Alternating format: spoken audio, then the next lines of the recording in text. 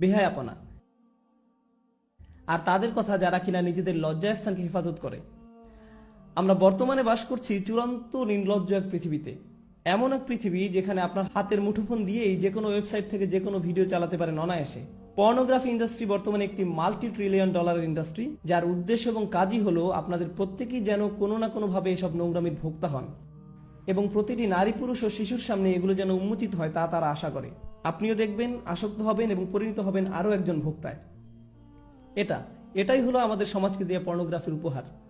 এটা তৈরি করছে অমানুষ, মানুষকে পরিণত করছে পশুতে, যৌন বিকারগ্রস্ত মানুষে। এবং আপনাদের মধ্যেই দুর্ভাগ্যক্রমে কারো কারো এই আসক্তি রয়েছে, এবং আপনারা এসব জঞ্জাল অনলাইনে দেখছেন। আপনারা দেখেন এবং নিজেদের বিভিন্ন মোবাইল ডিভাইসে এবং অ্যাপে সেভ করে রাখেন, এবং এই নিয়ে আপনাদের ভিতরে আর কোনো খারাপও লাগে না, কেননা আপনারা নিজেরাই মনে মনে নিজেদের জন্য এগুলোকে গ্রহণযোগ্য ধরে নিয়েছেন। হয়তো মাঝে মাঝে এই নিয়ে একটু অনুশোচনা হয়, কিন্তু আবারও আপনি ফিরে যান সেদিকে। আপনি ভাবছেন অন্তত আমি তো কারো ক্ষতি করছি না, অন্য কাউকে তো দেখাচ্ছি না, নিজেই দেখছি, এইটুকুই ঠিক আছে। কিন্তু জানেন আসলে কি হচ্ছে? ভেতরে ভেতরে আপনার আত্মা নিঃশেষ হয়ে যাচ্ছে, আপনার সালাত হয়ে গেছে অন্তঃসার শূন্য। সে সময় আপনি একটু চোখের পানি ফেলতে পারেন না, কেননা আপনার হৃদয়ে আল্লাহর ভয় এতটাই কমে গেছে। কারণ হলো ওই সমস্ত নোংরামি যা আপনি দেখে আসছেন তারই ফলাফল। এগুলো আপনাকে পরিণত করেছে একটা মানুষরূপী পশুতে, যার ফলে আপনি এখন আর স্বাভাবিকভাবে তাকাতেও পারেন না। যখন একজন নারী আপনার পাশ দিয়ে যায়, আপনি যেন দেখেন একটা মাংসপিণ্ড হেঁটে যাচ্ছে। আপনার দু চোখ সর্বদাই নিরীক্ষণ করে বেড়াচ্ছে প্রত্যেককে। সারাটাক্ষণ আপনি হা করে তাকিয়ে থাকেন, চেয়ে থাকেন, চোখ নামিয়ে নিতে আপনার রীতিমতো কষ্ট হয়। যখন আপনি সাবওয়েতে কিংবা ক্যাম্পাসে অথবা যখন কর্মক্ষেত্রে নয়তো রাস্তা দিয়ে হেঁটে যাচ্ছেন, আপনি পারছেন না নিজেকে সংযত রাখতে। হয়তো একটা বিলবোর্ডের দিকে তাকালেন, আপনি দ্বিতীয়বার তাকান, তৃতীয়বার তাকান। এমন একটা সুযোগ আপনি হাতছাড়া করেন না যা দিয়ে আপনার অন্তরটা কলুষিত হয়। আপনি পরিপূর্ণভাবে একজন আসক্ত ব্যক্তি। তারপর কিনা আপনি আমাকে বলেন, ভাই নামাজে মনোযোগ আনবো কিভাবে? আপনি কোন দুনিয়া বাস করছেন?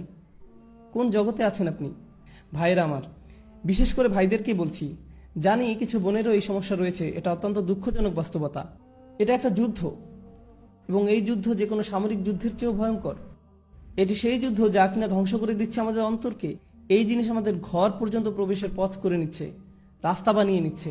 আচ্ছা, আমিও চাই আমাদের সন্তানদেরকে এসবের হাত থেকে যত দূর সম্ভব বাঁচাতে, কিন্তু যখন আমার সন্তান স্কুলে যায়, সেটা ইসলামিক স্কুলই হোক না কেন, খুবই উজ্জ্বল সম্ভাবনা রয়েছে যে কেউ একজন হতে পারে তারই এক বন্ধু তার আইপ্যাড বা অনুরূপ কোনো মোবাইল ডিভাইস নিয়ে এসে বলবে, দেখো দেখো সবাই। এটা খুবই বাস্তব একটা চিত্র, মোটেই কাল্পনিক কিছু নয়। এজন্যই আমাকে আমার সন্তানদেরকে প্রস্তুত করতে হবে এই কুৎসিত কদাকার জগৎ সম্পর্কে, যার মুখোমুখি তারা হবেই এক সময়।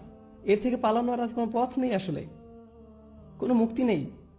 আপনারা ইসলামিক লেকচার দেখছেন ইউটিউবে, নিশ্চয়ই দেখে থাকবেন যে সেখানে যে কোনো ভিডিওর পাশ দিয়ে ফলো আপ ক্লিপগুলো দেওয়া থাকে, তার মধ্যে একটা না একটা বাজে জিনিস থাকবেই। আর আমার মনে হয় না এটা নিছক দুর্ঘটনা। এমন না যে সবকিছুতে আমি ষড়যন্ত্রের গন্ধ পাই, তবুও আমি মনে করি না এগুলো এমনি এমনি হচ্ছে। আর আপনাদের বেলায় আসলে কি হয়? আপনি একটা ভিডিও দেখছেন, পাশে একটা বাজে জিনিস দেখে ক্লিক করলেন, আবার আরেকটাই ক্লিক করলেন, আবার আরেকটাই ক্লিক করলেন, শেষ পর্যন্ত গিয়ে ওইসব জঘন্য কিছু একটা আপনি দেখে ফেললেন। ওয়াল্লাযীনা হুম লিফুরুজিহিম হাফিজুন। বিশেষত যখন এই লজ্জাস্থানের ব্যাপার আসে, তারা তা হেফাজত করে। ভাই, আমার জন্য কি সমাধান? আমার কি বিয়ে করে ফেলা উচিত? দেখলেন না ওই দিন যেমন একজন জিজ্ঞেস করলো, আমি কিভাবে এখনই বিয়ে করতে পারি? না রে ভাই, এই জিনিসের সমাধান বিয়ে নয়। আপনি যদি একজন যৌন বিকারগ্রস্ত হয়ে থাকেন, তবে বিয়ের পরেও আপনি তাই থাকবেন। আপনার এখনই লজ্জা না থাকে, তো বিয়ের পরেও আপনার লজ্জা থাকবে না। সত্যি। আপনি ভাবছেন বিয়ের মাধ্যমে আপনার সমস্যা শেষ হবে? না, আপনার সমস্যা বিয়ে নয়, আপনার সাহায্য দরকার। আপনাকে এসব বন্ধ করতে হবে। আপনার নিজেকে এভাবে কষ্ট দিয়ে থামাতে হবে, নয়তো আপনার ভেতরে আর কিছুই অবশিষ্ট থাকবে না। কদিন আগে একটা ইমেল পেলাম একজন টিনেজ বালকের থেকে, যে কিনা পর্নোগ্রাফিতে আসক্ত। নামবিহীন ইমেল। সে লিখেছে, আমি নিজেকে মেরে ফেলতে চাই, আমি পারছি না বন্ধ করতে। আমি 11 বছর বয়স থেকে এগুলো দেখছি, আমার বাবা মা কিছু জানেন না, আমি এগুলো পড়ি আর কাঁদি। কারণ এই ছেলে তো একা নয়, এরকম লক্ষ লক্ষ মুসলিম ছেলে মেয়ের আজ এই অবস্থা, লক্ষ লক্ষ। আমাদের ওদেরকে সাহায্য করতে হবে, যা কিছু পারি তাই করতে হবে। এগুলো প্রতিরোধ করার জন্য আমাদের $1 ট্রিলিয়ন বিজ্ঞাপন ব্যবস্থা নেই। আর এটাও আমার জন্য বলাটাও বাস্তবসম্মত হবে না যে এইসব ফেসবুক, ইউটিউব, টুইটার, ইন্টারনেট এসব হারাম। এটাই বাস্তবতা। এগুলো এখন অক্সিজেনের মতো একটা স্বাভাবিক ব্যাপার।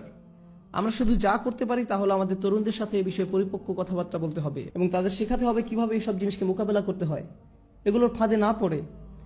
এখানে যারা প্রাপ্তবয়স্ক আছেন, ইন্ডিয়ান মুভি দেখা বন্ধ করুন ভাই। আপনি কেন এসব লেকচারে অংশগ্রহণ করছেন? কথা বলছেন সালাত নিয়ে, সালাতের গুরুত্ব নিয়ে, অথচ নিজেদের সংযম ধরে রাখতে পারছেন না। মা, মেয়ে, স্বামী, স্ত্রী, বোনেরা মিলে একসাথে যা ইচ্ছা দেখছেন, কি না দেখছেন। আল্লাহ, থামুন, বন্ধ করুন এসব, থামুন। ওয়াল্লাযীনা হুম লিফুরুজিহিম হাফিজুন, তারা তাদের লজ্জাস্থান হেফাজত করে। লজ্জাস্থানের হেফাজত করা মানেই যে ব্যভিচার জিনা না করা তা কিন্তু নয়। এর মানে সেই সকল জিনিস থেকে বিরত থাকা যা আমাদেরকে ওই প্রলোভনের দিকে ধাবিত করে। তারা লক্ষ্য করে, তারা রক্ষা করে, তারা জানে লজ্জাবোধ হুমকির মুখে পড়ে, তারা বোঝে কিসে তাদের দুর্বলতা এবং আকাঙ্ক্ষা চাহিদা সম্পর্কে। এই তীব্র আকাঙ্ক্ষা আসলে আল্লাহ আমাদের মধ্যে দিয়েছেন এবং সেটা আল্লাহ দিয়েছেন সঙ্গত কারণেই। তিনি এটা করেছেন আর সবার মধ্যে এই চাহিদা আছে, এটা বলতে আমার কোনো দলিল প্রয়োজন নেই। জানি আমি পুরুষ মানুষ যারা এখানে আছেন প্রতিদিন প্রতিনিয়তই আপনাদের সবাই এই চ্যালেঞ্জকে মোকাবিলা করছেন। বিশেষ করে এরকম একটা শহরে, অন্তত টেক্সাস আর একটু বেশি রক্ষণশীল, অনেক বেশি না কিছুটা বেশি। কিছু শহরে অন্তত এসব কুরুচিপূর্ণ বিলবোর্ড বা এ ধরনের জিনিস বসানোর অনুমোদন দেওয়া হয় না। আসলে তারা বিলবোর্ড টাঙানোর অনুমোদন দেয় না, কিন্তু সেটা হয়তো দ্রুতই বদলে যাবে, কেননা শেষ পর্যন্ত সাম্রাজ্যবাদেরই জয় হয়। কথা হচ্ছে আপনারা এমন এক শহরে বাস করেন যেখানে সবই আপনার সামনে উন্মুক্ত, কোনো কিছুই বাদ নেই, সবকিছু। আর আপনাদের রীতিমতো মরণ যুদ্ধ করতে হয় নিজেদের বাঁচানোর জন্য। এই অনুচ্ছেদটিতে এমনকি খুব বেশি বড় লক্ষ্য অর্জনের কথা বলা হয়নি, এখানে কেবল ন্যূনতম অংশটুকু এসেছে। আগেই বলেছি আপনাদের, তাই না? এগুলো হলো ন্যূনতম, যা না হলেই নয়। আমাদের ন্যূনতম কর্তব্য হলো যে আমাদের যাবতীয় নির্লজ্জতা, বেহায়াপনা থেকে নিজেদের বাঁচিয়ে চলতে হবে, নিজেদের ভেতরে এই প্ররোচনার বিরুদ্ধে যুদ্ধ ঘোষণা করতে হবে। আর আমি জানি আপনাদের কেউ না কেউ আছেন যারা এসব বন্ধ করার চেষ্টা করছেন, তারপর আবার ফিরে গেছেন, আবারও চেষ্টা করছেন, আবার ফিরে গেছেন, বারবার ফেসে যাচ্ছেন এই চক্রান্তে। জানি আমি অনেকেরই এমনটি হচ্ছে। আপনারা যুদ্ধ করে যাচ্ছেন এর সাথে, তবে হাল ছেড়ে দিবেন না। আর সেজন্য যা প্রয়োজন করুন, কখনো একা থাকবেন না, সব সময় ভালো বন্ধুর সাথে থাকুন, লাইব্রেরি চলে যান আর সেখানে পড়াশোনা করুন। এমন কোথাও চলে যান যেখানে আপনার আশেপাশে আরো মানুষ থাকবে, কারণ আপনি যখনই একা থাকেন শয়তান আপনাকে একা পেয়ে বসে। আর আল্লাহর ভয় যদি আপনার মনে যথেষ্ট না থাকে, তবে অন্তত মানুষের ভয় যদি কাজ হয়, অন্তত নাই হোমার চেয়ে তো কানাবোমা ভালো। আপনারা জানেন এসব কথা অন্যখানে আমি আগেও বলেছি, বাবা মায়েদের আরো বলছি, যদি আপনার বাসায় কম্পিউটার থেকে থাকে দয়া করে সেটা ল্যাপটপ না হয়, বাসার ডেস্কটপ রাখুন। আর মনিটরটা যেন বড় হয়। আর এটা নিশ্চিত করবেন কম্পিউটারটা যেন রান্নাঘর কিংবা খাওয়ার ঘরে থাকে, বসার ঘর ব্যবস্থা করবেন না। বাচ্চাদের ঘরে তো নয়, এমনকি আপনাদের শোবার ঘরেও না, খাবার ঘরে কম্পিউটার রাখবেন, একদম সবাই দেখতে পাচ্ছে এমন দিকে মুখ করে। তুমি হোমওয়ার্ক করতে চাচ্ছ, করো, মনিটর এদিক ওদিক ঘোরাতে পারবে না, সবার মুখের সামনেই থাকবে। এভাবেই আপনাকে করতে হবে, বুঝলেন? এভাবেই আমাদের সাবধানতা অবলম্বন করতে হবে। আপনার 11 বছর বাচ্চাকে স্মার্টফোন দিবেন না, কি ভাবছেন আপনি? ব্যাপারটা মোটেও স্মার্ট নয়। বাচ্চাদের আপনারা স্মার্টফোন দিবেন না। আমি কেন এমন দেখি যে ইসলামিক স্কুলে ক্লাস 2 বা 5 এর বাচ্চার হাতে আইফোন 5। আমার নিজের আইফোন 5 নেই, আর তাদের কিনা আছে, কিসের জন্য? আপনারা জানেন এগুলো কত ভয়ঙ্কর হতে পারে? ইল্লা আলা আজওয়াজিহিম আও মা মালাকাত আইমানিহুম ফাইন্নাহুম গায়রু মালুমিন।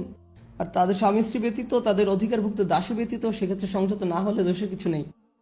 আল্লাহ বলছেন আমাদের এসব আকাঙ্ক্ষা রয়েছে এবং আমরা সেগুলো সম্পাদন করতে পারবো, পূরণ করতে পারবো, কিন্তু শুধুমাত্র আমাদের বৈধ স্বামী স্ত্রীর মাধ্যমে। কিন্তু এর বাইরে আমরা কোনো কিছু করতে পারবো না।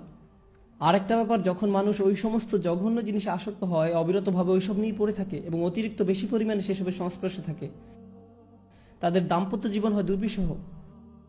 ভোগ সুখ নিয়ে তাদের নিজেদের ভেতরে এক ধরনের অলীক এবং অবাস্তব ধারণা গড়ে ওঠে এবং তখন তারা নিজেদের স্বামী স্ত্রীর কাছ থেকে সেই সুখ খুঁজে পায় না।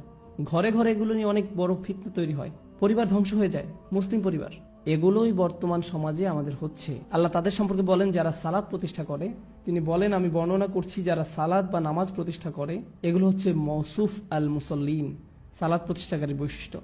আল্লাযিনা, সব আল্লাযিনাগুলোর প্রত্যেকটি হচ্ছে মুসল্লিদের এক একটি সিফাত বা বৈশিষ্ট্য। অর্থাৎ যারা সালাত কায়েম করে তারাই হলো সেসব মানুষ যারা নিজেদের সালাত কায়েমের ব্যাপারে নিয়মিত এবং অবিচল। এরাই হলো সেসব মানুষ। ফামান ইবতাগা ওয়ারাআ যালিকা ফাউলাইকা হুমুল আদুন।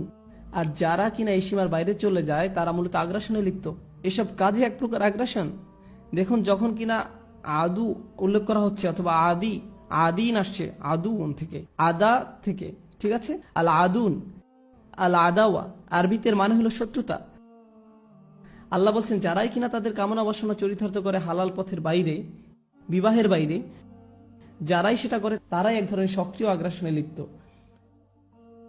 প্রশ্ন হচ্ছে কার বিরুদ্ধে এই আগ্রাসন? কেননা আপনি যখন শত্রুর কথা বলেন তখন মাথায় আসে যে সে শত্রু কার শত্রু। যদি তারা শত্রুতে পরিণত হয় তাহলে কাদের জন্য শত্রু? আল্লাহ সেটা বলেননি, উল্লেখ করেননি কোন মাফউল বিহি কিংবা কোন জার মাজরুর। এর মানে কি হতে পারে জানেন? তারা তাদের নিজেদের শত্রু, তাদের পরিবারের শত্রু, তারা এমনকি আল্লাহর দেয়া শিক্ষার বিরুদ্ধেও শত্রুতায় লিপ্ত। বুঝতে পেরেছেন? এরাই হলো এই ধরনের মানুষ। আপনার আর আমার সবচেয়ে যে গুরুত্বপূর্ণ সম্পদ তা হলো আমাদের অন্তর, আমাদের হৃদয়। আর এই নির্লজ্জতা আমাদের অন্তরটাকে ধ্বংস করে দেয়, নিশ্চিহ্ন করে দেয়। সবচেয়ে মূল্যবান যে জিনিসটিকে আমাদের সুরক্ষিত রাখতে হবে তা হলো আমাদের ঈমান। আর এই সব নোংরা জিনিসগুলো আমাদের ঈমানকে নষ্ট করে দিচ্ছে। ওয়ালা তাকরাবুজ জিনা ইন্নাহু কানা ফাহিশাতান ওয়া সাআ সাবিলা। এই আয়াতটি কোরআনের সেই অংশ যেটি মহানবী সাল্লাল্লাহু আলাইহি সাল্লামের 10টি বিখ্যাত আদেশের শামিল। কিছু সাহাবী বলছেন এটি হচ্ছে মুসা আলাইহিস সালামকে দেয়া শিক্ষার মূলনীতিগুলোর অংশ। আবার মজার ব্যাপার হচ্ছে এই আয়াতটি যে সূরাতে তার নাম হচ্ছে বনী ইসরাইল, ইসরায়েলের সন্তানগণ। যাই হোক, এই বিশেষ আয়াতে আল্লাহ বলছেন তোমরা জিনা বা ব্যভিচারের নিকটবর্তী হও না, এটির ধারে কাছেও যেও না। তিনি এটা বলেননি লা তাজিনু, তোমরা ব্যভিচার করো না, ব্যভিচার করতে যেও না। তিনি বলেছেন তোমরা এর ধারে কাছেও যাবে না। অন্যভাবে বলা যায় এটা একটা কাজ এবং অনেকগুলো ছোট ছোট আচরণ যেগুলো কাজটির দিকে নিয়ে যায়। কাজটির একটি পরিধি আছে যা চারপাশে ঘুরতে থাকে এবং আপনি কাজটির ধারে কাছেও যেতে পারবেন না। যেই সংবেদনশীলতা নিয়ে কোরআনের ভাষা আল্লাহ রাব্বুল আলামিন ব্যবহার করেছেন, আমাদেরকে সেই ভাষা বুঝতে হবে যাতে আমরা আল্লাহর বিজ্ঞতার তারিফ করতে পারি এবং বুঝতে পারি কিভাবে তিনি আমাদের পরামর্শ দিচ্ছেন যাতে আমরা সমস্যাগুলো উতরে উঠতে পারি। আল্লাহ আযজা ওয়া জাল্লা আমাদেরকে বলছেন কিছু কাজ আছে যা করা হারাম নয়। আপনি এই কাজগুলোর দিকে আঙুল উঠিয়ে বলতে পারবেন না যে এই কাজগুলো করা ভুল, কিন্তু যখন আপনি এইসব কাজে যুক্ত হয়ে পড়বেন তখন মহাকর্ষীয় ক্ষেত্রের একটা টান অনুভব করবেন, যেটা আস্তে আস্তে একটু একটু করে আপনাকে অবশেষে হারাম কাজের দিকে টেনে নিয়ে যাবে এবং অবশেষে কাজটা আপনাকে দিয়ে করাবে। আপনারা জানেন শয়তানের বিষয়ে আমরা একটা জিনিস জানি। আমি লক্ষ্য করেছি যে শয়তান অত্যন্ত দূরদর্শিতা সম্পন্ন। সে একবারে আপনাকে ধরে না, সে আপনার কাছে আসবে এবং আস্তে করে একটু একটু একটু একটু করে আপনাকে পথভ্রষ্ট করবে, যতক্ষণ না পর্যন্ত আপনার চরিত্র নষ্ট করতে পারে। শয়তান আপনার কাছে একবার এসেই আপনাকে দিয়ে খারাপ কিছু করাতে পারে না। আপনারা জানেন আদম আলাইসাল্লামের এবং হাওয়া আলাইসাল্লামের গল্পেও, ইনশাআল্লাহ আমরা যখন সেই গল্পে যাব ওই গল্প থেকে কোরআনের জ্ঞান সম্পন্নতা সম্পর্কে আমরা জানব। যেভাবে শয়তান অগ্রসর হয়েছিল সূরাতুল আরাফে এটি বলা হয়েছে, শয়তান অবিরামভাবে সেটা একবারই করেনি। ধরুন শয়তান আসলো এবং বলল, হেই দেখো গাছটা কি চমৎকার, তাই না? এরপর সে চলে গেল। না না না না, সে এমনটা করেনি। সে চরমভাবে নিরন্তর ছিল। সে একটু একটু করে পথভ্রষ্ট করেছিল এবং তাদের মনের মধ্যে এমন এক ধারণা গেঁথে দিয়েছিল যতক্ষণ না তারা মনে করেছিল এটা তাদেরই অভিপ্রায়। আপনারা জানেন, এবং যখন মানুষ শয়তানের কথা শুনতে শুরু করে, এটি একই সূরাতে আল্লাহ বলছেন ইন্না ইবাদি লাইসা লাকা আলাইহিম সুলতান, আমার বান্দাদের উপর তাদের মানে শয়তানের কোনো কর্তৃত্বই থাকবে না। অন্যভাবে বলা যায় যেসব লোক সত্যিকারভাবে আল্লাহর কাছে আত্মসমর্পণ করে তাদের উপর শয়তানের কোনো কর্তৃত্ব থাকে না। কিন্তু যারা আশ-শায়তানু ইয়াউদুকুম ফাকরাউ ইয়ামুরুকুম বিল ফাহশা, সূরাতুল বাকারা, শয়তান আপনাকে আদেশ করবে বিলল্লাপনা করার জন্য। অন্যভাবে বলা যায় যখন আপনি শয়তানের কথা একটু শুনবেন আপনি তাকে একটু শক্তি দিচ্ছেন, আপনি তার কথা আরেকটু ভালোভাবে শুনবেন তো আপনি তাকে আরেকটু বেশি শক্তি দিবেন। আর আপনি যখন তার কথা অবিরামভাবে শুনতেই থাকবেন একসময় সে আপনাকে আদেশ করবে।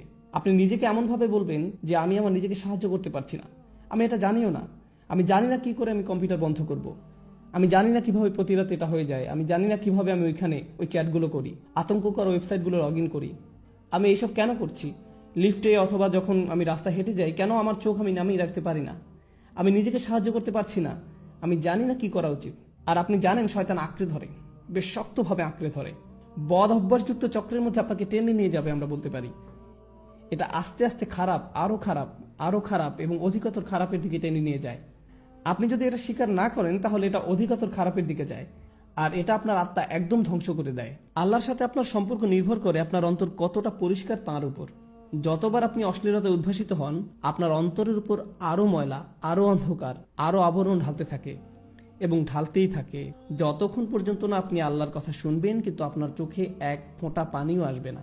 এটা আসবে না কারণ আপনার হৃদয় এতই কঠিনে পরিণত হয়েছে যে আপনি যত অনাবৃত অবস্থা দেখেছেন, যত পাপ করেছেন চোখ দিয়ে সবসময়, আর আপনি এটার গুরুত্বও দিচ্ছেন না। আপনারা জানেন একটা সুন্দর হৃদয় যন্ত্রণাগ্রস্ত হয় যখন অসমীচীন কিছু একটা দেখে যা আল্লাহর নির্দেশের সাথে সামিল নয়। এটা আকর্ষিত হয় না বরং যন্ত্রণাগ্রস্ত হয়। অবিলম্বে তার বিবেক চাঙ্গা হয়ে ওঠে, অস্থিরতা বন্ধ হয়ে যায়। যখন আপনার এরকম হৃদয় থাকবে, এরকম অবস্থায় যাবেন, আপনি নিজেকে নিয়ন্ত্রণ করতে পারবেন। এগুলোর মধ্যে ভালো কিছুই খুঁজে পাবেন না, আপনার এমন কোনো অনুভূতিই হবে না। আপনার এই অনুভূতিও হবে না যে এটা ভুল। যেটা হবে, আপনি কোনো বোনের দিকে তাকানোর আগে তার আশেপাশে দেখবেন যে অন্য কেউ তাকে দেখছে কিনা এবং তারপর আপনি ভালো দৃষ্টি নিয়ে তাকাবেন। দেখবেন যে আল্লাহর ভয় একদমই নেই। একমাত্র যে ভয়টা আছে সেটি হলো পাপের ভয়। পাপ ছাড়া আর কোনো ভয়ই নেই। কি ভীষণ অতিমানবিক অবস্থা এটি। আল্লাহ বলছেন ইয়ালামু খাইনাতাল আয়ুনু ওয়া মা তুখফিস সুদূর। তিনি জানেন চুরি করে তাকানো, একটু এদিক সেদিক তাকানো, তিনি এটা জানেন। আপনার একটু চাহনি, আপনার তাকানোর মানে কি, এবং তিনি জানেন আমাদের বক্ষস্থল কি লুকিয়ে রাখে। আপনারা কি জানেন আমি এই বিশেষ আয়াতটি কেন আলোচনা করছি? তোমরা জিনার নিকটবর্তী হও না, ইন্নাহু কানা ফাহিশাতান। এটা সবসময় একটা অস্থিরতা, বেলেল্লাপনা, অশ্লীল কাজ। ওয়াসা আসাবিলা, একটা ভয়ঙ্কর পথ। আল্লাহ এটাকে একটা পথ হিসাবে বর্ণনা করছেন। ভয়ঙ্কর পথ, পথে পদক্ষেপ থাকে, ঠিক? পথ মানেই পদক্ষেপ।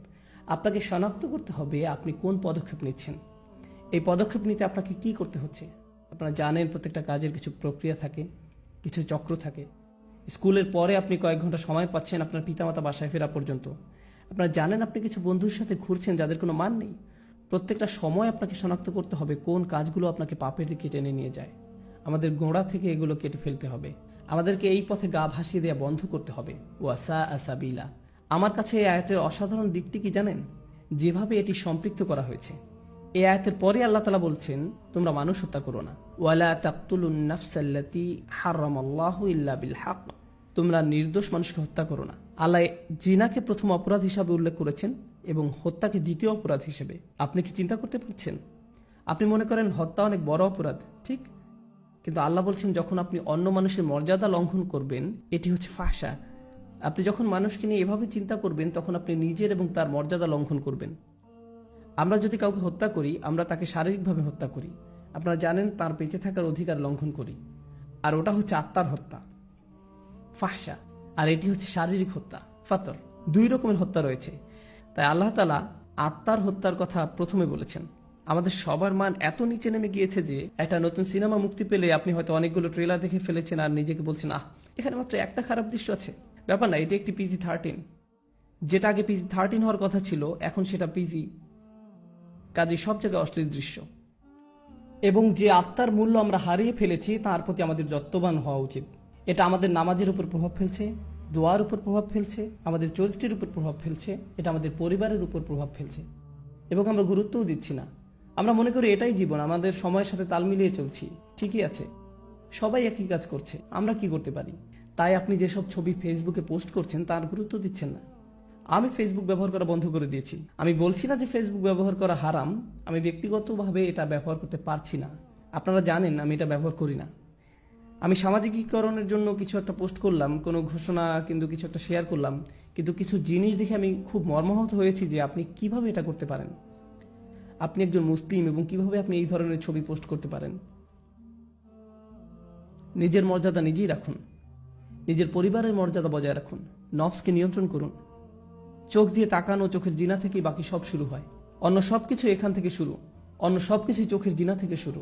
ইনশাআল্লাহ তাআলা আমি আপনাদের সাথে এই বিষয়ে ছোট ছোট টুকিটাকি কোরআন থেকে এই বিষয়ের উপর কিছু সংযুক্ত আয়াতের অংশ নিয়ে আরেকদিন আলোচনা করব। কিন্তু আজকে ইনশাআল্লাহ শেষ যে জিনিসটি আলোচনা করব তা হচ্ছে ফাহশা, যার অনুবাদ হচ্ছে লজ্জাহীনতা, উত্তেজনা, অশ্লীলতা। আরবি ভাষার কিছু নিয়ম আছে যেগুলো একই রকমের, ওয়াহাস এবং ফাহাস। ওয়াহাস মানে হচ্ছে বন্যপ্রাণী, ফাহাস মানে হচ্ছে যে বন্যপ্রাণীর মতো আচরণ করে। লজ্জাহীনতা এমন একটি আচরণ হিসাবে বর্ণনা করা হয়েছে যেটি বন্যপ্রাণীর আচরণের মতো। আল্লাহ মানবকুলকে মর্যাদাবান করেছেন। আদম আলাহিসাল্লামের উপর যে শাস্তি দেওয়া হয়েছিল সেটা হলো তার জামা কাপড় খুলে ফেলা হয়েছিল। আমাদের আদি পিতামাতার জামা কাপড় খুলে ফেলা হয়েছিল। এটা আল্লাহর পক্ষ থেকে একটা শাস্তি ছিল এবং অবিলম্বে তারা বুঝতে পেরেছিলেন যে তাদের উচিত নিজেদের ঢেকে রাখা। তারা সমাজ থেকে নিজেদের ঢাকার শিক্ষা পাননি, সমাজ তাদেরকে লজ্জাহীনতার শিক্ষা দেয়নি। আপনারা জানেন আজকাল আমাদের নৃতত্ত্ববিদরা আপনাদেরকে শেখাবে যে আপনারা জানেন সমাজ আমাদেরকে জামা কাপড় দিয়েছে। এটা একটা সামাজিক যৌক্তিকতা যে আমরা ইতিহাস থেকে জামা কাপড় পরা এবং নিজেদের ঢেকে রাখার শিক্ষা পেয়েছি, কিন্তু প্রকৃতিগতভাবে আমাদের বন্যপ্রাণীর মতো থাকার কথা ছিল।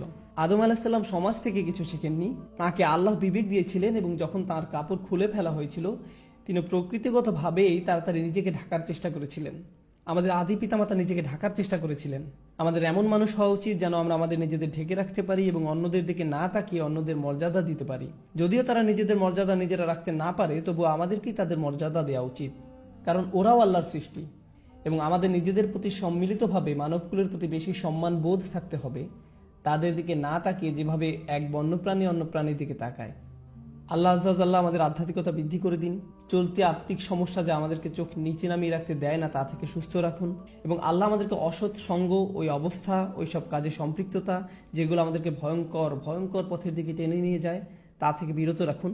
আল্লাহ আজ্জাল্লাহ আমাদের শুদ্ধ সুস্থ আধ্যাত্মিক জীবনের পথ পরিষ্কার করে দেন এবং সহজ করে দিন। বারাকাল্লাহু লি ওয়া লাকুম। আসসালামু আলাইকুম কোরআন উইকলি। আসসালামু আলাইকুম কোরআন উইকলি। নবী করিম সাল্লাল্লাহু আলাইহি সাল্লাম আমাদেরকে বলেছেন, যে লোক অন্যকে ভালো কাজের দিকে নির্দেশ দেয় সেও ওই ভালো কাজের সওয়াব পাবে। আমাকে অনুগ্রহ করুন এবং আপনাদের সবাইকে অনুগ্রহ করুন, এই ভিডিও থেকে যদি ভালো কিছু পেয়ে থাকেন তাহলে ভালোটা শেয়ার করুন, বন্ধু এবং পরিবারের সাথে শেয়ার করুন, সওয়াব পান। এটি অত্যন্ত সুন্দর একটি প্রকল্প। আমি সত্যিকার অর্থেই কোরআন উইকলি সফলভাবে চালানোর জন্য সবাইকে তারিফ করছি। আমি দোয়া করছি যাতে আল্লাহ তাদেরকে আরো বেশি বেশি করে রহমত দান করেন, তারা আরো ভালো ভালো কাজ করুক। আল্লাহ বলছেন, যারা মানুষের প্রতি কৃতজ্ঞতা জানায় তারা আল্লাহর প্রতি কৃতজ্ঞতা জানায়। আল্লাহ মানুষকে সৃষ্টি করেছেন কষ্ট সহ্য করার জন্য, এবং তিনি মানুষকে সৃষ্টি করেছেন ভারী বোঝা বহন করার জন্য। লাকাদ খালাকনাল ইনসানা ফি কাবাদ। আমরা অবশ্যই মানুষকে সৃষ্টি করেছি ভারী বোঝা বহনের জন্য এবং কঠোর পরিশ্রমের জন্য। মানসিকভাবে আপনি লড়াই করছেন, শারীরিকভাবে আপনি সহ্য করছেন, আপনি লড়াই করছেন। হতে পারে আপনি স্বাস্থ্যের জন্য লড়াই করছেন, আর্থিকভাবে লড়াই করছেন, মানুষের কারণে লড়াই করছেন। এই জীবন আল্লাহ এটি নকশা করেছেন কঠিন করে। কখনো হয়তো আপনি অন্যের দিকে তাকান এবং আপনি বলেন, আমার চেয়ে তাদের জীবন অনেক সহজ, কিন্তু আপনি জানেন না আল্লাহ তাদের আসলে কি অসুবিধা দিয়েছেন। এটি আপনার কাছে অদৃশ্য। প্রত্যেকেরই সমস্যা আছে, প্রত্যেকেরই চ্যালেঞ্জ আছে। আপনি উদাহরণস্বরূপ চিন্তা করতে পারেন যে ফেরাউনের বিশাল রাজত্ব ছিল, সাম্রাজ্য ছিল, সে সময়ের বিশ্বের বৃহত্তম সেনাবাহিনী ছিল, সমস্ত সম্পদ যা একজন মানুষ চাইতে পারে, সমস্ত শক্তি যা একজন মানুষ চাইতে পারে, সমস্ত স্ট্যাটাস যা একজন চাইতে পারে, তার সব আছে। তাহলে কিভাবে তার সব কিছু আছে আর মুমিনদের কাছে কিছুই নেই? অথচ আল্লাহ তার সম্পর্কে বর্ণনা করেছেন যে সে ভয়ঙ্কর আতঙ্কিত অবস্থায় বাস করত। অনুরিয়া ফিরআউনা ওয়া হামানা ওয়া জুনুদাহুমা মিনহুম মা কানু ইয়াহযারুন। তারা ভয়ের মধ্যে বাস করত। সে রাতে বিভিন্ন দুঃস্বপ্ন দেখত। সে কোনো কিছুতেই শান্তি পেত না। কখনো কখনো মানুষের কাছে বস্তুগত জিনিস থাকে, কিন্তু তাদের মনে শান্তি নেই। কখনো কখনো মানুষের শারীরিক সুস্বাস্থ্য থাকে, তবে তাদের মানসিক স্বাস্থ্য ভালো থাকে না, তাদের মানসিক শান্তি নেই। সুতরাং সমস্ত মানুষকে আসলে সংগ্রামের মধ্য দিয়ে যেতে হয়, এবং এটি বিশ্বাসী এবং অবিশ্বাসী সবার ক্ষেত্রেই প্রযোজ্য। সুতরাং প্রথম যে জিনিসটি আমি আপনাদের সকলের কাছে পৌঁছাতে চাই এবং একই সাথে নিজেকেও মনে করিয়ে দিতে চাই, তা হলো আমরা বিশ্বাসী, কিন্তু এর অর্থ এই নয় যে তার ফলে আমাদের সমস্যাগুলো অদৃশ্য হয়ে যাবে। এটি এমন নয় যে আমি বিশ্বাসী তাই আমার কোনো দুঃখ থাকবে না, অথবা কারণ আমি বিশ্বাসী তাই আমি কোনো কিছু নিয়ে উদ্বেগ অনুভব করব না, আমার পারিবারিক সমস্যা হবে না, বা আমার আর্থিক সমস্যা হবে না, স্বাস্থ্যগত সমস্যা হবে না, বা অন্য যে কোনো কিছু। বিশ্বাস করুন, আল্লাহর উপর আমাদের বিশ্বাস, আল্লাহর সাথে আমাদের সম্পর্ক, তা আমাদের সমস্যা সমাধানের জন্য না। আমাদের জীবনে যেসব মানুষ আমাদের সমস্যায় ফেলেছে তা থেকে মুক্তি দেওয়ার জন্য এটি নয়। এটি আমাদের বিশ্বাসের উদ্দেশ্য নয়। যদি আসলে তাই হতো, তাহলে নবীগণ আলাইহিসসালাতু ওয়াসসালাম আল্লাহর সাথে যাদের সর্বাধিক ঘনিষ্ঠতা ছিল, তাদের জীবন সবচেয়ে সহজ হতো। তারা ভাবতেই পারত যে তারা দোয়া করবে আর তাদের সমস্ত সমস্যা অদৃশ্য হয়ে যাবে। কিন্তু যদি আপনি নবীদের জীবন অধ্যয়ন করেন, তারা আল্লাহর নিকটতম মানুষ আলাইহিসসালাতু ওয়াসসালাম, কিন্তু তাদের জীবন সবচেয়ে কঠিন। আবারও বলছি, তাদের জীবন সবচেয়ে কঠিন, এবং কখনো কখনো তাদের কাছে সবচেয়ে কঠিন সময় আসে, এমনকি দূরের শত্রুদের কাছ থেকে নয়, এটি তাদের নিজেদের পরিবার থেকে আসে। অন্য কথা, এটি তাদের কাছে আসে যাদের থেকে তারা পালাতে পারবে না। তারা প্রতিদিন তাদের সাথে আছে, তারা তাদের সাথে তাদের পুরো জীবন কাটাচ্ছে, কিন্তু তারা এই সমস্যাগুলি থেকে দূরে যেতে পারছে না। সুতরাং মানুষকে আসলে তৈরি করা হয়েছে এবং এমন একটি পরিস্থিতিতে পাঠানো হয়েছে যে তাদের প্রতিনিয়ত লড়াই করতে হবে, তাদের মোকাবেলা করতে হবে খুব কঠিন পরিস্থিতি, খুব কঠিন সময়। এমনকি মানুষ তাদেরকে এটি মোকাবেলা করতে হবে জীবনের অংশ হিসেবে, এবং এর সাথে ঈমান থাকা বা না থাকার কোনো সম্পর্ক নেই। এমন নয় যে আপনার যদি আরও ঈমান থাকে তাহলে আপনার এই সমস্যাগুলো হবে না। আসলে মানুষ মনে করে অনেক বেশি ঈমান থাকলে জীবনে আর কোনো সমস্যা থাকবে না। আল্লাহ আমাদের সৃষ্টি করেছেন এবং আমাদেরকে একটি ঝড়ের মধ্যে রেখে দিয়েছেন। কল্পনা করুন, সাগরে ঝড় উঠেছে, আপনি সেই ঝড়ের মধ্যে, চারিদিকে উত্তাল সাগর, এবং আপনি আপনার ছোট নৌকায় আছেন, এবং ক্রমাগত আপনি ডুবে যাওয়া নিয়ে উদ্বিগ্ন। আপনি তাদের সম্পর্কে উদ্বিগ্ন যারা আপনার সাথে আছে। তো এখানে বিশ্বাসের কাজ কি? এটি আপনাকে শক্তি দেয়, এবং এটি আপনাকে ঝড়ের মধ্য দিয়ে যাওয়ার ক্ষমতা দেয়, পথ চলতে নির্দেশনা দেয়। এর অর্থ এই নয় যে আপনি ভিজে যাবেন না, এর অর্থ এই নয় যে কখনো কখনো নৌকা প্রায় ডুবে যাবে না। তবে আপনার এখন এর মধ্যে দিয়ে যাওয়ার ক্ষমতা রয়েছে এবং ঝড় থেকে বাঁচার ক্ষমতা রয়েছে। দেখলেন তো, এটাই আমাদের বিশ্বাসের উদ্দেশ্য। এটা সমস্যা থেকে মুক্তি পাওয়ার জন্য নয়। যখন আমি পাপ করি, যখন আপনি পাপ করেন, মানুষ তা দেখে না, কেউ তা দেখে না। আপনি এমন কাজ করতে পারেন যা সম্পর্কে কেউ জানে না। আপনি কারো সামনে চিহ্নিত নন, কোনো ক্যামেরা চালু ছিল না, কোনো সাক্ষী ছিল না, তাই না? মানুষ জানে না, আপনার বাবা মা জানে না, আপনার জীবনসঙ্গী জানে না, আপনার ভাই বোন জানে না, মানুষ জানে না। প্রথম যে শিক্ষা আল্লাহ আমাদেরকে দিচ্ছেন, কে জানলো বা না জানলো তাতে কিছু যায় আসে না। প্রত্যেকবার পাপ করার সময় আপনি যেন আল্লাহর সামনে বিবস্ত্র, আপনি আল্লাহর সামনে উন্মোচিত এবং আপনি নিজের সামনে উন্মোচিত। পাপের দুজন সাক্ষী থাকে। প্রথম সাক্ষী হলেন স্বয়ং আল্লাহ এবং দ্বিতীয় সাক্ষী আপনি নিজে। সেখানে অন্য কেউ ছিল কিনা তা বড় বিষয় নয়। যদি অন্য কেউ সেখানে থাকতো, আপনি লজ্জিত হতেন। আল্লাহ যা বলছেন, আসলে আপনার ভিতরে এমন কিছু আছে, আমার ভিতরে এমন কিছু আছে যা এমনিতেই আমাদেরকে লজ্জিত করে। আমাদের ভিতরে একটি বিবেক আছে। এটা এমন, আল্লাহ আদম আলাইহিস সালামের কাছে প্রকাশ করেননি যে তোমার পোশাক পরা উচিত। তখনও এই ধরনের কোনো শিক্ষা ছিল না। যদিও এমন কোনো শিক্ষা ছিল না, তবুও যেই মুহূর্তে পোশাক খুলে গেল, তারা সাথে সাথে নিজেদের ঢাকার চেষ্টা করলেন, কারণ তারা লজ্জা অনুভব করছিলেন। তারা বিব্রত ও লজ্জিত বোধ করছিলেন। আল্লাহ তাদেরকে অপমানিত বোধ করতে বলেননি। আল্লাহ সেটা মানুষের ফিতরাতের মধ্যে, মানুষের স্বভাবের মধ্যে দিয়ে দিয়েছেন। আমার ভিতরে এমন কিছু আছে এবং আপনার ভিতরে এমন কিছু আছে যা বলে যে এটা একটা লজ্জাজনক বিষয়। এজন্য না যে মানুষ জেনে ফেলবে, বরং এটা আমার নিজের আত্মার জন্যই লজ্জাজনক। আমি এমন হতে চাই না, আমি নিজেকে অপমানিত করতে চাই না। আর তারা মরিয়া হয়ে যে কোনো উপায়ে নিজেদেরকে ঢাকার চেষ্টা করছিলেন, ঠিক যেমন আমরা কোনো ভুল করে ফেললে নিজেদেরকে যে কোনো উপায়ে ঢাকতে চাই। একটা মরিয়া ভাব থাকে। এটা শুধুমাত্র মানুষের চোখের আড়ালে নিজেদের ঢাকা নয়, নিজেকে ঢাকার আরো একটি মাত্রা রয়েছে। আর তা হলো, যখন আমি কোনো ভুল করি তা স্বীকার করা আমার জন্য কঠিন। আমি ভান করতে চাই যে আমি বিবস্ত্র নই। নিজেকে রক্ষা করার জন্য, নিজেকে ঢাকার জন্য আমি সম্ভাব্য সব কিছুই করি। আপনি হয়তো এমন মানুষ চিনেন যাদের কাছে গিয়ে যদি বলেন আপনি কি কখনো ভুল করেছেন, তারা বলে না, আমি কখনো ভুল করিনি। আপনি কিসের কথা বলছেন? আমার একমাত্র ভুল ছিল আপনার কথা শোনা। তারা স্বীকার করে না যে তারা ভুল করে, তারা স্বীকার করে না যে তারা ভুল। অনেক ক্ষেত্রে আপনার পরিবারেই এমন মানুষ থাকে। আর যখন একজন মানুষের জন্য স্বীকার করা কঠিন হয় যে আমি আমার জীবনে কখনো ভুল কিছু বলিনি, তারা নিজের কাছেও তা স্বীকার করতে পারে না। জানেন এটা কি? তারা নিজেদেরকে ঢাকতে মরিয়া। তারা নিজেদেরকে একটি নেতিবাচক রূপে দেখাটা মেনে নিতে পারে না। তাই তাদের ভান করতে হয় যে কখনো কোনো ভুল হয়নি। তারা ঢাকতে থাকে এবং ঢাকতে থাকে।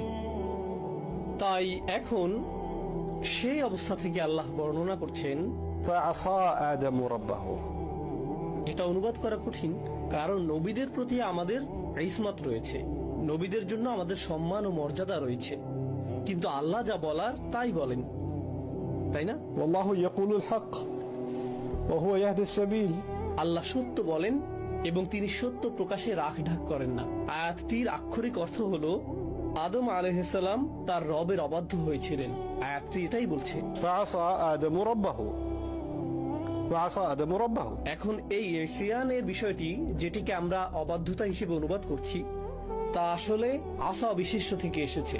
আসা অর্থ লাঠি বা ছড়ি, যেমন মুসা আলাইহিস সালামের আসা, তাই না? আর আসার ধারণাটি হলো সুলভ, কোনো কিছু কঠিন হওয়ার ধারণা, কোনো শক্ত জিনিস। পাপের ধারণাটি হলো আমার এবং আপনার হৃদয় স্বাভাবিকভাবেই কোমল হওয়ার কথা। এটা আল্লাহর স্মরণে পরিপূর্ণ থাকার কথা। আল্লাহ এভাবেই আমাদেরকে তৈরি করেছেন। আর যখন কোনো পাপ সংঘটিত হয় এবং তা উন্মোচিত হয়, সাথে সাথেই হৃদয় বলে তোমার ভুল ঢেকে ফেলো, তোমার ভুল ঢেকে ফেলো, প্রতিক্রিয়া দেখাও। তাই যে মুহূর্তে আমি পাপ করতে যাচ্ছি, সেই মুহূর্তে ক্ষণিকের জন্য আমার হৃদয় কঠিন হয়ে যায়, শক্ত হয়ে যায়। আর আমি নিজেকে বলি, আমি জানি এটা ভুল, কিন্তু এটা আমি করবই, আমি পরোয়া করি না। এটা নিয়ে ভাবা বন্ধ করো, শুধু এগিয়ে যাও, শুধু সামনে চলো। এবং আপনি আপনার ভেতরের ভালোটিকে স্তব্ধ করে রাখেন এবং নিজের বিরুদ্ধে কঠোরতা দেখান। পাপ কাজে লিপ্ত হতে আপনি নিজের বিরুদ্ধে কঠোর হয়ে ওঠেন, ঠিক সেই মুহূর্তে, স্থায়ীভাবে নয়, অন্তত সেই মুহূর্তে। তারপর আল্লাহ শুধু এই পর্যন্ত বলে ছেড়ে দেননি যে আদম তার অবাধ্য হয়েছিলেন, তারপর তিনি তওবা করেছিলেন এবং আল্লাহ তাকে ক্ষমা করেছিলেন। আমরা ঘটনাটি জানি, কিন্তু আল্লাহ আরো একটি শব্দ যোগ করেছেন। তিনি বলেছেন, فغوى فغوى وعصى آدم ربه فغوى তারপর। ثم اجتباه ربه فتاب عليه وهدى। তো গওয়া শব্দটি এখানে কি করছে? গওয়া শব্দটির সহজ অনুবাদ হলো তিনি পথ হারিয়েছিলেন বা পথ ভ্রষ্ট হয়েছিলেন, কিন্তু আরবিতে গাই অর্থ হলো ضل عن المطلوب। যখন একজন ব্যক্তি তার পথ হারিয়ে ফেলে, তার কোথাও যাওয়ার কথা ছিল কিন্তু সে অন্য পথে চলে গিয়েছে। আদম আলাইহিসসালাম যখন সেই ভুলটি করেন, তিনি এক মুহূর্তের জন্য অনুভব করেন, এখন আমি কি করব, আমার কি করা উচিত। প্রসঙ্গত তিনি প্রথম মানুষ এবং কোনো মানুষের দ্বারা সংঘটিত এটাই প্রথম ভুল। আল্লাহ তখনও নাজিল করেননি যে ভুল করলে ইস্তিগফার করো, তওবা করো, ভুল করলে আল্লাহর দিকে ফিরে এসো, ভুল করলে এই জিকির করো। যখন তুমি ভুল করো এর পুনরাবৃত্তি করো না, আল্লাহর কাছে প্রতিজ্ঞা করো তুমি আর ভুলটি পুনরাবৃত্তি করবে না। যখন তুমি ভুল করবে শুধু মনে রাখবে আল্লাহ আল গফুর আর রহিম, চিন্তা করো না। এর কোনো কিছুই তখনও নাজিল হয়নি, তিনি এর কিছুই জানেন না। আমরা জানি যে আল্লাহ এই বিষয়গুলো নাজিল করেছেন, কিন্তু তার কোনো ধারণাই নেই।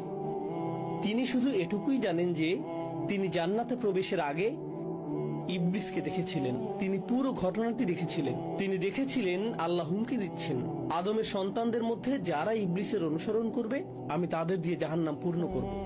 তিনি শুধু এটুকুই জানেন, তিনি আর কিছু জানেন না। তারপর তিনি শুধু এটুকুই জানেন যে আল্লাহ তাকে জান্নাতে রাখার সময় বলেছেন, এই গাছের কাছেও যেও না, শয়তানের অনুসরণ করো না, আর যদি তুমি তা করো তাহলে তুমি ব্যর্থ এবং পথভ্রষ্ট হবে। তিনি শুধু এটুকুই জানেন। তাই যেই মুহূর্তে তিনি পাপ করেছিলেন, তিনি জানতেন না আল্লাহ তাকে কিভাবে দেখবেন। আমি কি একজন ব্যর্থ মানুষ? আমার অবস্থান কি এখন ইবলিসের মতোই? আমি কি প্রত্যাখ্যাত? আমি কি পুরোপুরি ব্যর্থ হয়েছি? আমি কি জীবনে ব্যর্থ? এখান থেকে ফেরার কি কোনো পথ নেই? আল্লাহ কি আমার সাথে আর কখনো কথা বলবেন? গোটা জান্নাত আমার কাছে ছিল, শুধু একটি গাছ থেকে দূরে থাকার কথা ছিল, আর আমি সেই একটি গাছ থেকেই দূরে থাকতে পারলাম না। এটা তো কঠিন নির্দেশনাও ছিল না। আমি কিভাবেই ফাঁদে পড়লাম? আমি নিজের সাথে এটা কিভাবে করতে পারলাম? তিনি নিজের উপর রাগান্বিত। তিনি জানেন না নিজের সাথে কি করবেন। যেখানে থাকার কথা ছিল তিনি সেখান থেকে হারিয়ে গেছেন। আমার কোথায় যাওয়ার কথা? পোশাকটি কি কখনো ফিরে আসবে? আমি কি এই পাতা পরেই থাকবো? আল্লাহ আমাকে কি বলবেন? এখানে উদ্বেগ রয়েছে, ভয় রয়েছে, রয়েছে আত্মবিচার, রয়েছে লজ্জা, রয়েছে অপরাধবোধ, রয়েছে অনুশোচনা।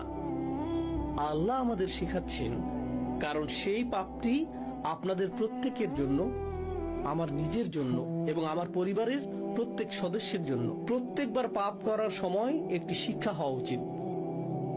এখন আমি কি করব? আমার কি করার কথা? আল্লাহ এখন আমাকে কিভাবে দেখবেন? আমি তো ভালো ছিলাম, আল্লাহ আমাকে সম্মান দিয়েছেন, আল্লাহ আমাকে ইসলাম দিয়েছেন, আল্লাহ আমাকে হজ করার সামর্থ্য দিয়েছেন, আল্লাহ আমাকে উমরা করার সামর্থ্য দিয়েছেন। আমি কিভাবে এই ভুল করলাম? আদম আলাইহিসসালামের কথা ভাবুন। আল্লাহ আমাকে এত সম্মান দিয়েছেন, সমস্ত ফেরেশতারা সিজদা করেছিল, আল্লাহ আমাকে জান্নাতে একটি স্থান দিয়েছেন, আল্লাহ আমাকে আমার জীবন সঙ্গী দিয়েছেন, আল্লাহ আমাকে এই সমস্ত রিজিক দিয়েছেন। আমি কিভাবে আল্লাহর অবাধ্য হলাম? আমি কিভাবে তা করতে পারলাম? এটাই গাই। গাই শব্দটির আরেকটি অর্থ হলো فصد عن العيش عليه العيش।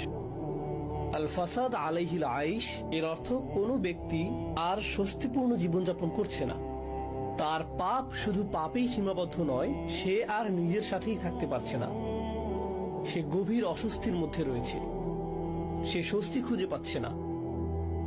প্রকৃতপক্ষে গাই শব্দটি এক্ষেত্রে ব্যবহৃত হয় যখন শিশুকে দুধ দেওয়া হয় এবং কখনো কখনো তার পেট গ্যাসে পূর্ণ ও শক্ত হয়ে যায় এবং সে ব্যথায় কাঁপতে শুরু করে, কারণ সে ঠিকমতো দুধ হজম করতে পারছে না। আর যখন আপনার পেটের সমস্যার কারণে গ্যাস বা ডায়রিয়া বা বমি হয়, অর্থাৎ গ্যাস্ট্রোনমিক্যাল সমস্যা হয়, সেটাকেও আসলে বিগওয়াত বলা হয়।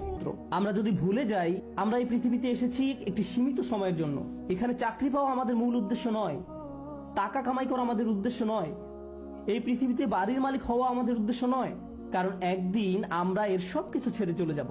এই দুনিয়াতে আমাদের উদ্দেশ্য হলো ভালো কিছু করা, আমাদের নিজেদের জন্য ভালো কিছু করা এবং এমন ভালো কিছু পেছনে রেখে যাওয়া যা আমাদের মৃত্যুর পরেও কাজে লাগবে। এই উদ্দেশ্যে আমাদের এই দুনিয়াতে রাখা হয়েছে। এই ব্যাপারটা যদি আপনার মাথায় থাকে, তাহলে আপনার শিক্ষা যদি আপনাকে ভালো কিছু করার দিকে নিয়ে যায়, আপনার বাড়ি যদি আপনাকে ভালো কিছু করতে সাহায্য করে, আপনার গাড়ি আপনাকে ভালো কিছু করার দিকে নিয়ে যায়, তাহলে এগুলোর একটি উদ্দেশ্য আছে। এগুলো নিজে উদ্দেশ্য নয়, কিন্তু শয়তান এগুলোকেই আপনার উদ্দেশ্য বানিয়ে ফেলতে চায়। ভাই, আমার লক্ষ্য হলো অমুক অমুক মডেলের গাড়ির মালিক হওয়া, আমি বুঝে গেছি এটাই আমার লক্ষ্য। এটা আসলে কোনো লক্ষ্য নয়, এটা একটা বস্তুগত জিনিস মাত্র। আর এই জিনিসটি শেষ হতে শুধু একটি অ্যাক্সিডেন্টই যথেষ্ট। যে বাড়িটি নিয়ে আপনি এত বেশি মগ্ন হয়ে আছেন, শুধু একটি ভূমিকম্প এটি ধ্বংস করে দেওয়ার জন্য যথেষ্ট। একবার আগুন লাগলেই শেষ। এই জিনিসগুলো আর এমন কি, এগুলো আসে আর যায়। দুআফা তালিবু আল মাতলুব। শয়তান এভাবে আমাদের মনকে এসব তুচ্ছ বিষয়ে নিমজ্জিত করে রাখে। এর ফলে আমরা ভুলে যাই যে আল্লাহ আমাদেরকে বৃহত্তর উদ্দেশ্য নিয়ে সৃষ্টি করেছেন, কিন্তু সে আমাদের সামনের দিকে থেকে আক্রমণ করে ক্ষুদ্র বিষয়ে আচ্ছন্ন করে রাখে। ফলে আমরা আমাদের সৃষ্টির উদ্দেশ্যের কথা ভুলে যাই। শয়তানের সামনের দিক থেকে আক্রমণ করা নিয়ে সর্বশেষ যে কথাটি বলতে চাই, আপনাদের অনেকের কপালে হয়তো সামনে অনেক টাকা আছে, আবার কারো কারোর জন্য জীবন হয়তো অনেক বড় বড় চ্যালেঞ্জ অপেক্ষা করছে, আল্লাহ জানেন। কারো কারো জীবন হয়তো অনেক সুখ অপেক্ষা করছে, আল্লাহ জানেন, আমরা জানি না। কিন্তু একটা বিষয় আমরা সবাই জানি, সবারই সময় রয়েছে। কারো হয়তো কয়েক সেকেন্ড, কারো হয়তো কয়েক বছর, কারো হয়তো কয়েক দশক সময় হাতে আছে। কিন্তু একটা ব্যাপারে আমরা নিশ্চিত যে আমাদের সবারই হাতে সময় আছে। শয়তান যখন আপনাকে সম্মুখ ভাগ থেকে আক্রমণ করে, সে চায় আপনি যেন আপনার সময়কে কোনো মর্যাদা না দেন। সে চায় ভালো কাজ করার সময় আসলে আপনি যেন এভাবে ভাবেন যে আরে ভাই, আমার হাতে এখন অনেক সময় আছে, ভালো কাজ করার জন্য এত তাড়াহুড়ার কি আছে। কিন্তু যদি প্রবৃত্তির কোনো কামনা চরিতার্থ করতে হয়, তাহলে সাথে সাথে করতে হবে। প্রতিবার নামাজের সময় আপনার সাথে ঠিক এমনটাই ঘটে। জোহরের সময় যখন আসে, মসজিদ থেকে আজানের শব্দ ভেসে আসে, আপনার ঘড়ির অ্যালার্ম বেজে ওঠে, মোবাইলের অ্যাপ থেকে আজানের শব্দ শোনা যায়, আপনি তখন কি করেন? পজ বাটন টাচ করেন, নিজেকে এভাবে বলেন, মাত্র তো আজান দিল, নামাজের এখনো অনেক বাকি আছে। আর ভিডিও গেম খেলতে হলে এখনই, সিনেমা নাটক দেখতে হলে এখনই, কিন্তু নামাজ পড়তে হলে সময় বাকি আছে, এখনো অনেক সময় বাকি আছে। ভার্সিটিতে ক্লাসের ফাঁকে যদি আপনি কিছুটা সময় পেয়ে থাকেন, ব্যাগে কোরআন আছে, তখন ইচ্ছা করলে ব্যাগ খুলে কোরআন পড়তে পারেন। পরে, এখন না, আমি তো পড়বো কিন্তু এখন না। কিন্তু যে কোনো তুচ্ছ, অর্থহীন, বাজে কাজ ফেসবুক বা ইনস্টাগ্রামে স্ক্রল করতে করতে কখন যে 30-40 মিনিট পার করে দেন টেরই পান না। এমনকি ক্লাসের জন্য কখনো কখনো দেরি হয়ে যায়। অর্থহীন কাজের জন্য ঠিকই সময় বের করে নিলেন, এর কারণ হলো শয়তান চায় আপনি যেন আপনার সময়কে কোনো মূল্য না দেন। সে চায় আপনি যেন আপনার মূল্যবান সময়কে অর্থহীন কাজে ব্যয় করে নষ্ট করে ফেলেন। এভাবে আপনার সময় নষ্ট করার মাধ্যমে সে আপনার ভবিষ্যৎ ধ্বংস করে দেয়। তারপর যখন জীবনের একটা পর্যায়ে এসে পেছনে ফিরে দেখেন, তখন ভাবেন, ভাই, আমি জীবনে কত সময় যে অযথা কাজে ব্যয় করে নষ্ট করেছি। এরপর জীবন নিয়ে হতাশ হয়ে পড়েন। এই খেলাটাই শয়তান আমাদের সাথে খেলে। এভাবে শয়তান বিভিন্ন কৌশলে সামনের দিক থেকে আমাদের আক্রমণ করে। আমি আল্লাহর কাছে দোয়া করছি, আল্লাহ যেন আমাদেরকে এইসব আক্রমণ থেকে সতর্ক থাকার তৌফিক দান করেন, এবং আল্লাহ আজ্জা ওয়া জাল্লা কখনো যেন আমাদের সেসব লোকদের অন্তর্ভুক্ত না করেন যারা বাস্তবতাকে তার প্রকৃত রূপে চিনতে ব্যর্থ হয়। রাসূলুল্লাহ সাল্লাল্লাহু আলাইহি ওয়াসাল্লাম বলছেন, ও আল্লাহ, আমি চাই আপনি আমাকে বাস্তব বিষয়সমূহ আসলেই যেমন তেমন ভাবেই দেখান। এটা আমার শেষ উপদেশ। কিভাবে আমরা শয়তানের এই আক্রমণগুলো মোকাবেলা করব? প্রথমে এগুলো শনাক্ত করতে হবে, তারপর আমাকে আপনাকে ক্রমাগত বাস্তব বিষয়গুলোর প্রকৃত রূপ খতিয়ে দেখতে হবে। আমাদের মোবাইলের অ্যাপগুলো চালাতে গেলে আমরা শুধু ইউজার ইন্টারফেস যেমন গ্রাফিক্স, মেনু ইত্যাদি দেখতে পারি, কিন্তু এগুলো আসলে প্রকৃত অ্যাপ নয়। এর পেছনে সোর্স কোড আছে, আপনি সেই কোড দেখতে পান না, আপনি শুধু ফ্রন্ট এন্ড দেখতে পান। ঠিক তেমনি বাস্তব জগতে যা কিছু দেখতে পান তা শুধু উপরের অংশ দেখতে পান, শুধু কভার দেখতে পান, কিন্তু এর পেছনে অন্য আরেক বাস্তবতা রয়েছে, এর পেছনে ইঞ্জিন রয়েছে। সমস্যা হলো আমরা কোনো কিছুর বাহ্যিক রূপ দেখে এর মূল্যায়ন করি, এর পেছনে যা আছে সেটাই যে আসলে মূল্যবান আমরা তা জানার চেষ্টাও করি না। কোরআন এই কাজটাই করে। কোরআন শুধু এই দুইটি চোখ দিয়ে দেখতে বলে না, এখানেও আরো এক সেট চোখ রয়েছে। লাহুম আ'য়ুনুন লা ইউবসিরুনা বিহা। তাদের চোখ রয়েছে কিন্তু তা দ্বারা তারা দেখে না, অর্থাৎ তারা আসল রূপ দেখে না, তারা শুধু বাহ্যিক ব্যাপারটা দেখে। আমাদেরকে অন্তর্চক্ষু দিয়ে তাকাতে হবে যা প্রকৃত রূপ দেখতে পারে। যদি এমনটা করতে পারেন তাহলে যেভাবে আপনি সময় ব্যয় করেন, বিভিন্ন বিষয় নিয়ে চিন্তা করেন, বিভিন্ন জিনিসের মূল্য দিয়ে থাকেন, বিভিন্ন জিনিসকে গুরুত্ব দিয়ে থাকেন, তার সবকিছুই পরিবর্তিত হতে শুরু করবে। কারণ দিন শেষে আল্লাহর সাথে সাক্ষাৎ করার পূর্বে আমাদের হাতে জীবনের যে অংশটুকু বাকি আছে তার মূল ব্যাপার হলো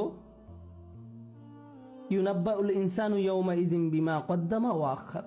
কিয়ামতের দিন মানুষকে জিজ্ঞাসা করা হবে কোনটাকে তুমি প্রাথমিক পর্যায়ে গুরুত্ব দিয়েছো আর কোন ব্যাপারটাকে দ্বিতীয় পর্যায়ভুক্ত মনে করেছো। সবকিছুর মূল কথা এটাই, আমি আপনি যত সিদ্ধান্ত নিয়েছি তাতে কোনটাকে প্রায়োরিটি দিয়েছি আর কোনটাকে ফেলে রেখেছি। আর শয়তান এখানেই ঝামেলা তৈরি করতে চায়। সে আমাদেরকে ভুল ব্যাপারে অগ্রাধিকার দিতে প্ররোচিত করে। সে চাইবে আমরা যেন সত্যিকারের গুরুত্বপূর্ণ কাজটা ফেলে রাখি। আমরা দোয়া করি আল্লাহ যেন আমাদেরকে সেসব মানুষের অন্তর্ভুক্ত করেন যারা কাজের ক্ষেত্রে সঠিক অগ্রাধিকার নিশ্চিত করতে পারে এবং শয়তানের কুমন্ত্রণা যেন আমাদেরকে আমাদের উদ্দেশ্য থেকে বিচ্যুত করে না দেয়। বারাকাল্লাহ।